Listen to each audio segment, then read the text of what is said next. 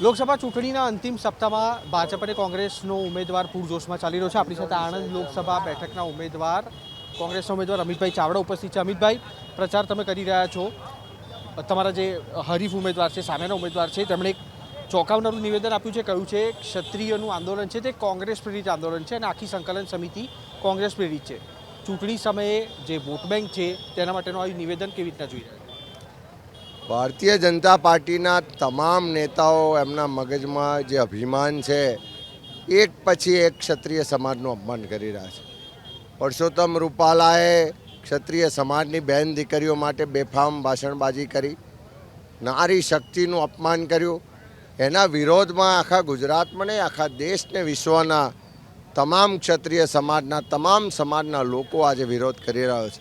અને ઉપરથી આણંદના ભાજપના ઉમેદવાર પણ એમ કે હવે આ તો કોઈના પ્રેરિત આંદોલન છે, એટલે એમના મનમાં પણ ક્ષત્રિય વિશેનો જે દ્વેષભાવ છે એમણે અહીંયા આણંદમાં તો તમામ સંસ્થાઓમાંથી ક્ષત્રિય સમાજને નામશેષ કર્યો।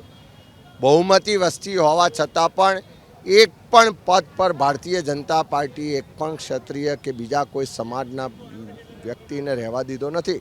એટલે એમની માનસિકતા છે, જે ચાલ ચરિત્ર અને ચહેરો છે ક્ષત્રિય વિરોધનો, અન્ય સમાજ વિરોધનો, એ ચહેરો ધીમે ધીમે બહાર આવી રહ્યો છે।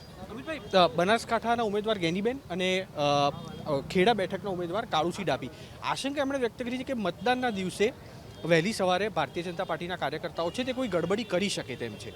આપણે કોંગ્રેસના કાર્યકર્તાઓને કોઈ સૂચના આપવામાં આવશે ખરી, અથવા આપણા અનુભવ શું કહે છે, આ પ્રકારની ઘટનાઓ ભૂતકાળમાં બની છે ખરી? આપણે સૌ જોઈએ છે કે જેમ જેમ દિવસો નજીક આવતા જાય છે ભારતીય જનતા પાર્ટીને હાર દેખાતી જાય છે, ઉપર સરકાર જતી હોય એવા સ્પષ્ટ સંકેતો મળી રહ્યા છે। એટલે પ્રધાનમંત્રીશ્રીના ભાષણના ટોન પણ બદલાઈ ગયા છે। એમના મુદ્દા પણ હવે ગેરંટીથી લઈને ગેરંટીના બદલે બીજા ધ્રુવીકરણ માટેના મુદ્દાઓ આવી ગયા છે। એવા સંજોગોમાં આવી કોઈ પણ ગેરરીતિ કરવાનો કે લોકોને ઉશ્કેરવાનો કે ખોટું કરવાનો પ્રયત્ન ચોક્કસ થશે, પણ આ વખતે ગુજરાતની જનતા પરિવર્તન કરવાનો મૂડ બનાવીને બેઠી છે। એટલે હું ચોક્કસ માનું છું કે ગમે તેટલા પેતરા કરે, ગમે તેટલા કાવા દાવા કરે, સત્તા કે સંપત્તિનો દુરુપયોગ કરે, પણ આ વખતે ગુજરાતની જનતા પરિવર્તન કરીને જમશે। એક છેલ્લો સવાલ, વર્તમાન જે આની પહેલાંના જે સાંસદ હતા મિતેશભાઈ, કઈ કઈ નિષ્ફળતાઓ લોકોની તમારા સુધી પહોંચી રહી છે અત્યારે પ્રચારમાં નીકળી રહ્યા છો ત્યારે?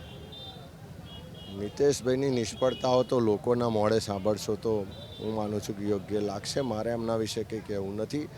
એ નિષ્ફળ હતા કે સફળ હતા એ 7 તારીખે ખબર પડશે।